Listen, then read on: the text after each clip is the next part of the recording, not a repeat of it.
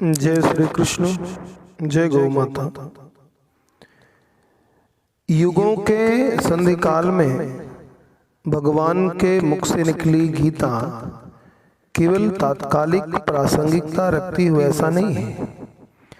गीता तो सर्वकालिक प्रासंगिकता रखने वाली अद्भुत और दिव्य रचना है।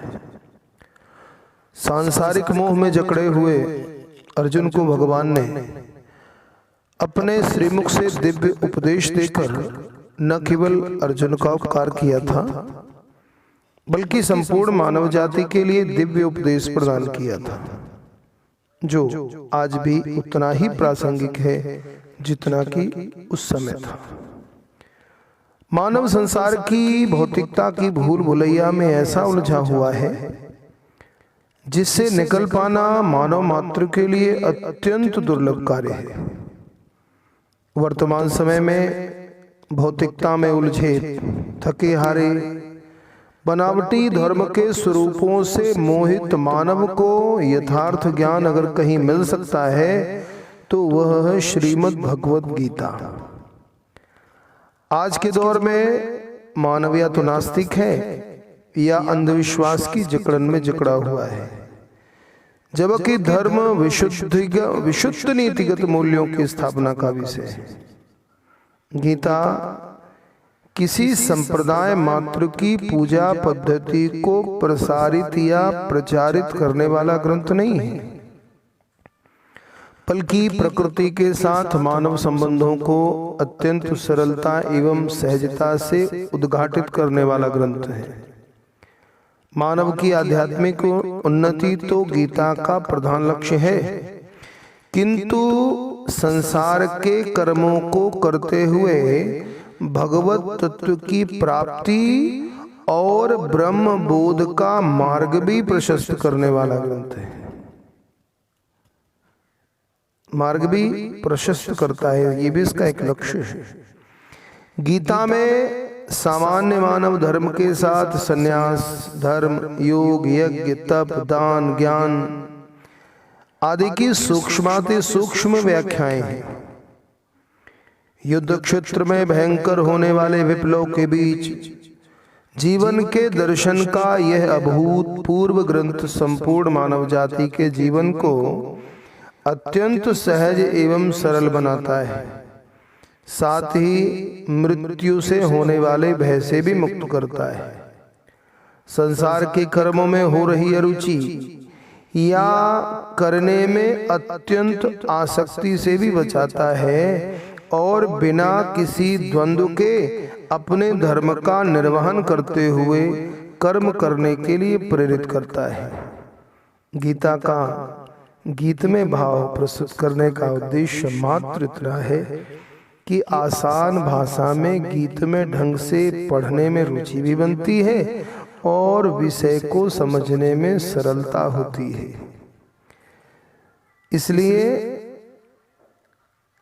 श्रीमद् भगवद गीता के प्रत्येक श्लोक को अत्यंत सरल हिंदी भाषा में गीत में ढंग से प्रस्तुत किया गया है। यद्यपि श्रीमद् भगवद गीता की टीकाएं अनेकानेक महापुरुषों द्वारा लिखी गई हैं, इसलिए उनकी बराबरी या उनके आसपास भी खड़ा होने का न तो कोई प्रयास है और न ही कोई ऐसा सामर्थ्य है। मुझसे पहले श्रीमद् भगवद गीता की अनेकानेक टीकाएं लिख चुके ज्ञानी और विद्वत जनों के चरणों में बारंबार प्रणाम करते हुए एक बार मैं पुनः कहना चाहता हूं कि गीता का गीत में भाव प्रस्तुत करने का प्रयास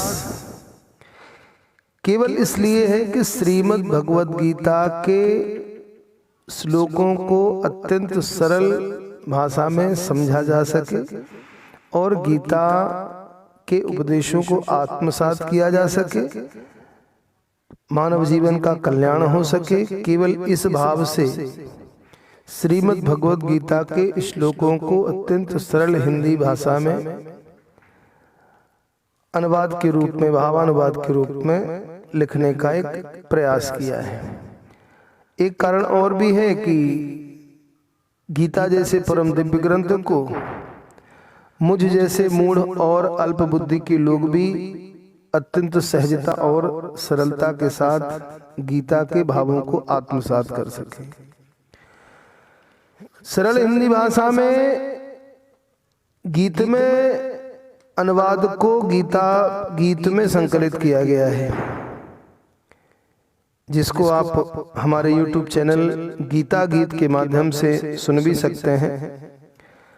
कम समयावधि के वीडियो हमारे द्वारा अपलोड किए हैं, जिससे हिंदी एवं संस्कृत दोनों भाषाओं के माध्यम से गीता का ज्ञान अर्जित किया जा सकता है। इन वीडियोस में हिंदी और संस्कृत दोनों भाषाएं प्रयोग की गई हैं। गीता का अनुवाद प्रस्तुत किया गया है। आप सबसे हाथ जोड़कर के निवेदन है कि सनातन धर्म के प्राण स्वरूप श्रीमद् भगवद गीता के इस अत्यंत सहज और सरल भाषा में लिखे गए भावानुवाद के रूप में प्रस्तुत गीता गीत